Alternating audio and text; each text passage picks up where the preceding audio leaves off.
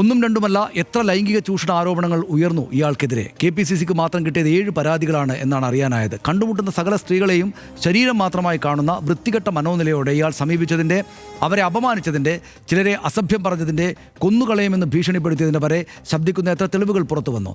മനുഷ്യരിൽ താണ മനോനിലയുമായി ജീവിക്കുന്ന ഇയാൾ ഒരു ജനപ്രതിനിധിയാണ് എന്നോർക്കുമ്പോഴാണ് സമൂഹത്തിനാകെ തന്നെയും അപമാനം തോന്നുന്നത്. ഇന്നലെ പ്രതികരിക്കുമ്പോഴും എന്തൊരു ധാർഷ്ട്യമായിരുന്നു, എന്തൊരു അഹന്തയായിരുന്നു മാങ്കൂട്ടത്തലിന്. പൊളിറ്റിക്കൽ പവറും മണി പവറും വാടകയ്ക്കെടുത്ത PR പവറും കൊണ്ട് സ്വന്തം അധമ ജീവിതം മറച്ചുവെച്ച് മാന്യതയുടെ മുഖം മൂടിക്കുള്ളിൽ എന്നേക്കും കഴിയാം എന്ന് അയാൾ കരുതി.